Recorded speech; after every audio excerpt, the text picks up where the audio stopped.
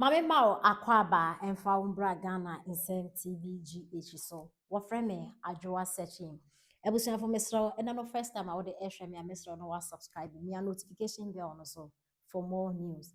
Ebusun for more main kai mokakra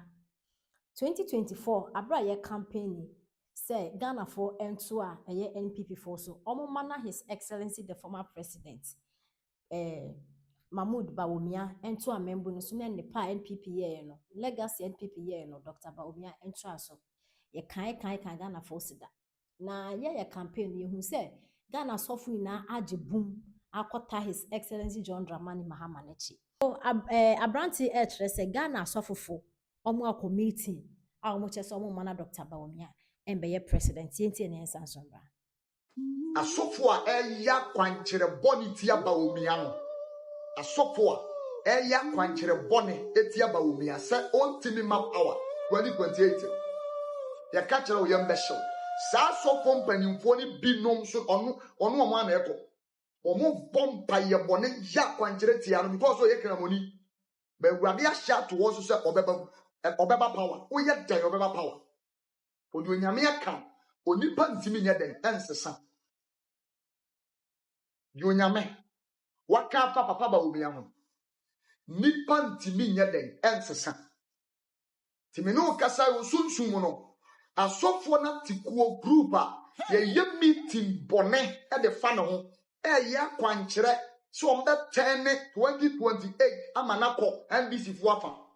na asofo no mo botai om de yesa ni nyina ene niama sesio ACC ni omo keka ya ti nyina kire se Dr. Bawumia no ye Muslim no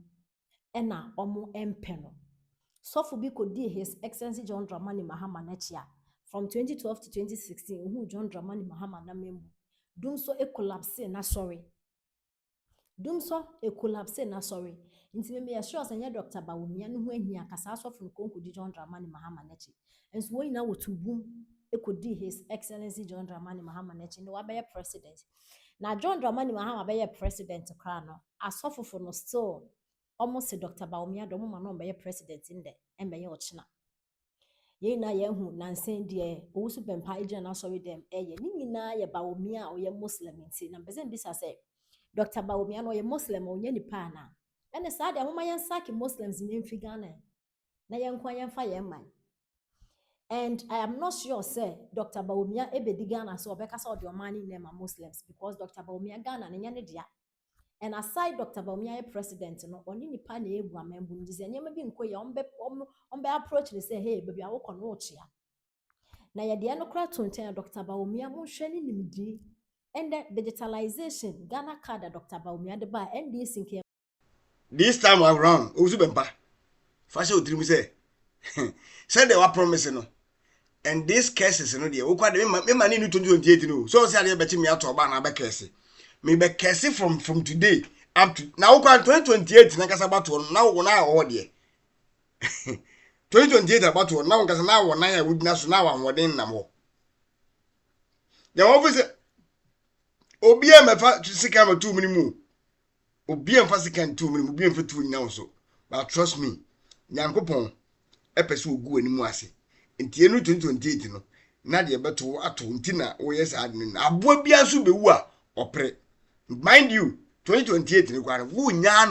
ano se mpo no wetime be kasa enu no ano ye enu no no ano ne etinsuo na wo ni dam I'm telling you ozu mpa me so me be kese wa so de ma no me say wo de menye kametrim se me no mienu no aje se ba ku free ho ba kwa nku ba kwa enya de ebetime gya ntokwa no na wo so wontimi nkume wugina hoyi wontimi nyame foko wugina ho wuni akotakra ndi me duwe wontimi nyame foko yentimi no mienu no ye be ko ni se ya ye be ko se ya na enne osu ban pensem bia wakeka no me no be go through na wa Jimmy pa onipa omo mtene na ase no Jimmy efensu Jimmy afedi o se sore man na mo majetu muso Jimmy sese won se asore man mo majetu muso Jimmy mebwa asore bibie no ote osu bempa so dem because no na wodi mu na atem owie no ana osan be yimu mafiri mu se mu de munyimi. What is the meaning of that? Metra ka asa sore mana mugu na so obi agimi amanfo se men kasa SK kasa binum omu na agimi.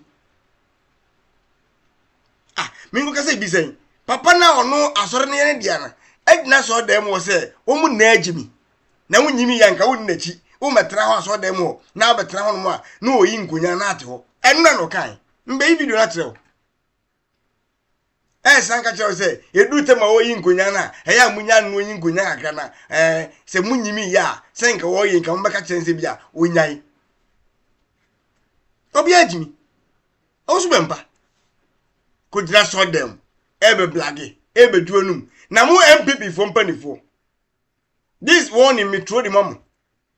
MPP for mpanifo wo a wunnim na be fa telephone ana be test me ana be ka say ai na usu be mpani jano ana SK no dia me di watam no mba be bodi wa ha me di watam won we ya wuru mfida mbere wa betra ha sei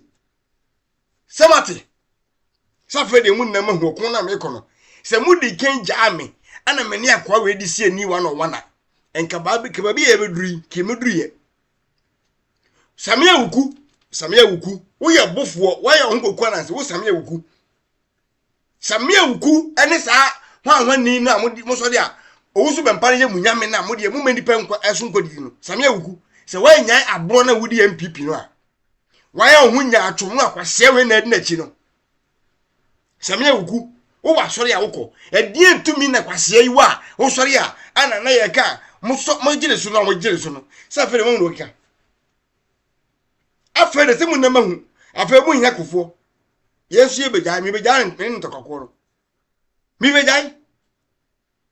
ne ho asem ka na maka kokomokon me ketra ka che mu se sa akoye odina we kwase yi woni to me campaign no ye a strategy campaign strategy and what wafa and odi jimi me kan wo ka mi very afro and ne me se obi entesi matediem menini mi enu ntokwa no obi eya me kuma Bawumia me kuma MPP okay ze sana tie dia me kuma MPP me kuma Bawumia why ya bre hu ne tu amna na mama kwase ya bekagum akwa influence se wo ye ne campaign di nkwasase ma ikokan ana na wo be sore na event gift wan wani ami am krom ni uman wase ko pa wo su be mpache wo ko pa ne chewo se why dey who is he akwa jimi for why na ko pa we chewo who is he ye nya obi an ko pa ne chewo se enipa e wo MPP mu asombo etitiru ni enintim ya wo di kere de Japan na ho na wo do wusu be mpache na ho me yi kere Japan yeah I'm telling you so no so di se hunu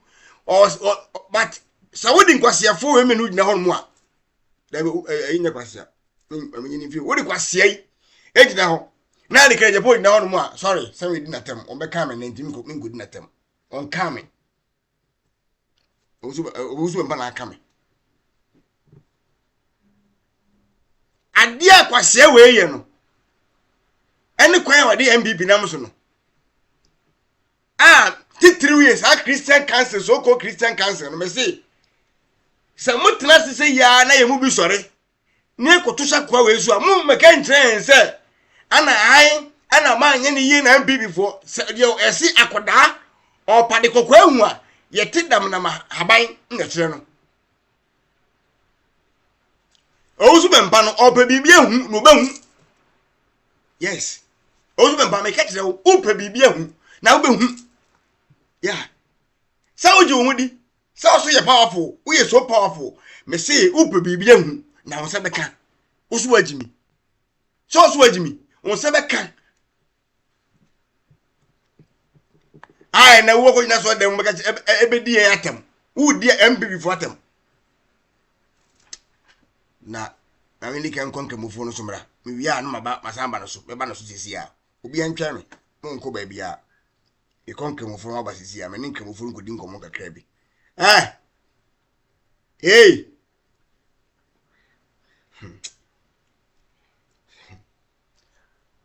Malam ya. Se Imam Jimmy Fo se wan wani. Bra. Se wo wakwaje pa na wo obetra na wodi se nkwase ho. Me case su plane, enye plane fa. Obebu say now evidence no say police for nkwache no. Ente ya pa abo. Yeah.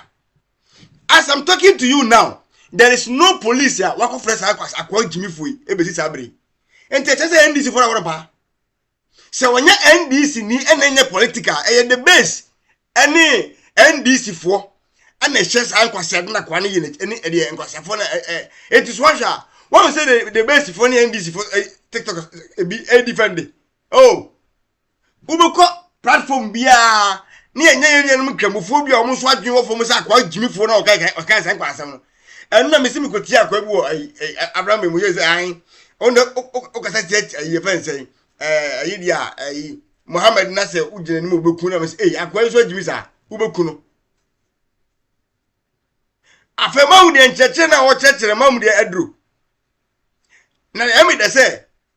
chief imam ne kasa mafu awabonten baby a ansam na ye de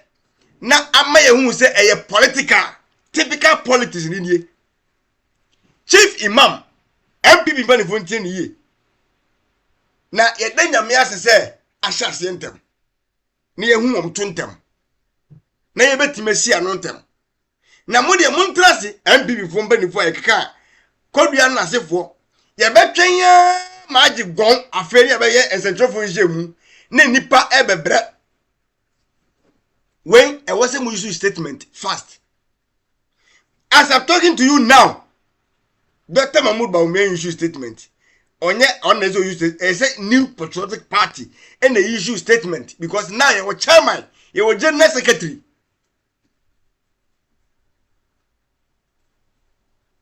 See at your mem. Na kwa Jimmy Fui, I can't kwasi asem say adia and now be a tia chief imam munipano. Maybe above audio no what bi. No what asem oka. O se chawpa na wode ba ye no. Wode chawpa na ba. But enye enough. Na chief imam expect say by this time crown can national security and our police achieve the data. Na omo trend den. Tinio chief imam spokesperson and interview mo ye no. O se wonim de entia up to now. Police for friend no. But obi be TikTok na o ka kwasia aboa obi postu turumu a wa hye wig ya ne akoche no obi postu even saying Dumso is back no de mahama picture tare ho a ye nya nkwasia police fo bi enya Jimmy fo bi edi animu koche no obi e what odi ade a o incite akon basawasa awudie ahye nkrofo adwemu and wasaba monten be cheche mu say wono de eye nkyerɛkyerɛ na oye it means de oye na onim baba monten asamba jet masamba cheche mu say ade bi a oye no enye se na onim onim eye islam nkyerɛkyerɛ ana on de oye nti wo hye nkwada kutupa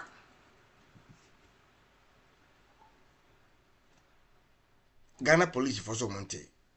more than 1 week or say o cast 2 weeks ni afi na video na trendy ti en fa na say Ghana police service mo na mu hu ye enne mo be ka kire en say ye ne en report once ahun ayi Bawumia even say NDC communicator ya na mo de be ya za ya chi mu ntamu mo be create say makwachi ayi NDC ni ya ye be huro mu ho Bawumia tro nkata aso on suma mo mo fa mu Jimmy nko na onka aso obia enkwachi obi no won se mu dimirika mu jaye mi busa mu obi ansoma mo ana mudi mu Jimmy dimirika wu adan ya ye kwachi ayi obi akasa tie Bawumia enti ye kwachi no hwehwani mu emfa so ni so ade we ye attempt to kill wo check nkwad mo 100 years kwan kwa mo ntimi nye and then this for so almost Ghana card no mo de ba mo na mo starting na mo ntimi Dr. Bawumia ni idea hwe odigana card by drones na deliver nsu na moja na ade koma yarefo wo baabi na wo ntempa na drone na deliver drone service ye buy America aban ebebo Ghana ya ba so bebo Dr. Bawumia na ba so say wetin me the drone service na aba nti Dr. Bawumia say eja ne so mbu Ghana me within me I have this feeling say eja Dr. Bawumia say undi o man Ghana so a eniem ebetisi wo man Ghana mu nye easy Dr. Bawumia de yem betu mrika na baby ewiase edu a digitalization o de rule your mind no Ghana for NDC for the dokon esi kire nkate na still o de ibu o mind no dollar na o stabilize na edu 12 na chese ye o mo adwende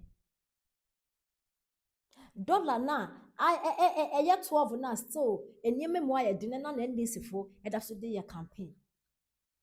enti say asofo mu ina mu ahia ena mo aya adwen ba ko mo committee nse mo na Dr. Bawumia emeye president e pese ya kacha mo se Dr. Bawumia so de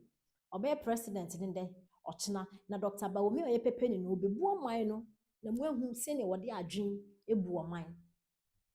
nti sa asofo se mo a committee a enye mo nhihye ni awrade ni nhihye enye mo adwen ni awrade na adwen se ewo awrade ni nhihye mo no okato wo se Dr. Bawumia ese se obedi Ghana so na Ghana nyane ntoma pafra Ghana eko 70 years yentimi nya ade papa bia mfa nkyere apart from a free SHS and another down kwakufu adra Ghana fu di na tema so ntumi president da e de bra yen Ghana fu a Ghana hiafo mobrofo ne janka fu ko obi any drip machines na niam bia na na do be introduce ye hu bi da former president Kofo e de free maternal care ba ono no be free health insurance just say okay utimi etna ho e comparison na wo hwe Ghana fo bi omutimi de NDC compare NDC a na utimi say wiati na wo Ghana youth na so oman no ye na ye akio e low kra e 1% ye to so mienu na che say ye no kre because all the NDC gina ho ene omoniam omo abeye de abo oman Ghana na all the NPP gina ho omoniam omo abeye de abo oman Ghana na still enipa to me choose the NDC dia na che say adwene nya adwuma even as I'm talking to you no youth bia NDC promise you for 24-hour economy de bana youth bia nya adwuma ye wo ye nurse wo ye teacher wo te fie o na president ne say miss market na market ni mpo no omutime kɔ na market wa no mo adwiri market na agufem so mbesi 24-hour market e wa brasa market no mbetimi aye ni ye no mo de aye 24-hour economy mo dwiri sa market ni gufem so mo si foforo this kind of thinking yes on to aso no ombu ama 24-hour economy marketing so ka wo ye lesen wo de ko wiase afa na nyina chime wiase afa na nyina ko bisa ewiase afa na nyina president for mu de so say Ghana o my Ghana o president no so 24-hour market na hwe response o de member o 24-hour market say na nurses na teachers go feel miss 24-hour economy meanwhile promise you since all brom adwuma nti o pesa o catch yen say nurses na teachers no o mo koye adwuma 24-hour market ni mu nti na ma mefu yi mo nti mo hu pio ebisa mo mba be ko school anadwo e na wo yare nso anadwo kra do bi yare na che say hospital kra de e yade e adwuma 247 sa 24/7 na 24-hour economy na NDC for kano hospital agena 111 bebrebe eguwe mo nti me complete na nurses for nkoye adwuma mo si 24-hour economy I mean think of this asem na no ya do